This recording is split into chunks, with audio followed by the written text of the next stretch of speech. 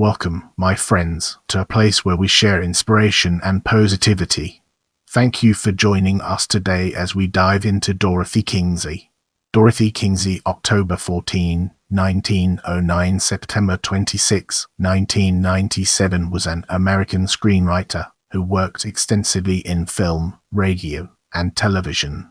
In this section, we'll be shedding light on biography and its impact on our understanding of the subject.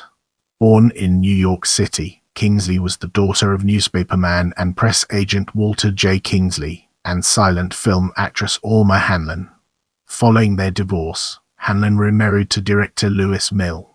They lived at Bayside, Queens for 2 years, and later moved with Dorothy to the affluent suburb of Grosse Pointe, Michigan.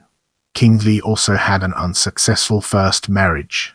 As a young divorced mother of 3, while recuperating from a severe case of the measles, she listened to all the radio programs and began to think that she could write better material than she was hearing. She went to Los Angeles to visit a friend and made the rounds of numerous agents with material she had written for various radio stars such as Jack Benny. Her youthful appearance worked against her, but she finally found an agent who would take a chance on her. Kingsley went home and packed up her children, but on her return to Los Angeles she found that the agent had gone out of business. Let's now turn our attention to radio and examine its role within the larger context. While Kingsley unsuccessfully made the rounds of agents, she happened to meet Constance Bennett socially. Bennett thought that Kingsley's material was better than her current supply, and used a couple of her gags on her radio program. Despite the size of the program's writing staff, Kingsley began supplying material gags under the table for $75 a week, but eventually the representative who was paying her for the material left and she was again unemployed. Kingsley answered a newspaper ad to write gags for Edgar Bergen, and as a result she was chosen from 400 entries for a 1-month trial period at $50 a week. The Edgar Bergen show became one of the top-rated programs, and Kingsley stayed with them for several years. In the next portion, we'll be immersing ourselves in the realm of MGM and examining its broader implications. It was while she was with the Bergen radio show that Kingsley started submitting scripts to studios. Arthur Freed at MGM thought she had promise and wanted to put her under contract at double what Bergen was paying. Bergen was notorious for underpaying his talent, and when he found out, she was dismissed. Her first assignment was a production rewrite on Girl Crazy, a Mickey Rooney-Judy Garland musical. The current writer was otherwise occupied, so Freed asked her to go down to the set and just do a little work. Kingsley soon developed the ability to fix an ailing script during production, and while she was working on Girl Crazy, producer Jack Cummings was having a lot of trouble with Bathing Beauty and asked her to fix that as well. Many people had already worked on the ailing script whose musical numbers had been shot and had no story. It was the first picture for Esther Williams and became a big hit. Kingsley often worked without credit, and though hers was usually a co-credit, she normally worked alone before or after the other screenwriters had finished up. Kingsley wrote many of the great MGM musicals such as Kiss Me Kate, as well as a number of scripts for Debbie Reynolds and 3/4 of all the Esther Williams pictures. The grand spectacle pictures were very popular during the war years, when people desperately wanted escapist entertainment.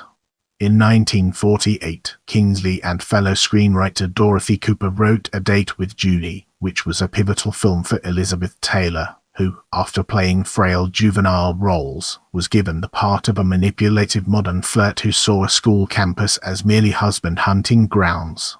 Kingsley, a devout Catholic, wrote the baseball picture Angels in the Outfield, President Eisenhower's favorite picture, which featured the Pittsburgh Pirates.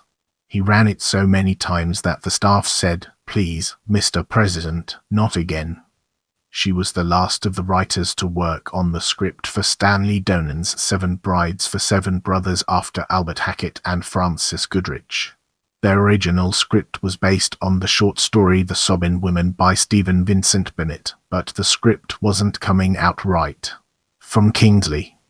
Stanley Donen called me in and I looked at the script and said, the big trouble in the original short story is that the Howard Keel character is the one that tries to get all of these boys married off, and that's not right.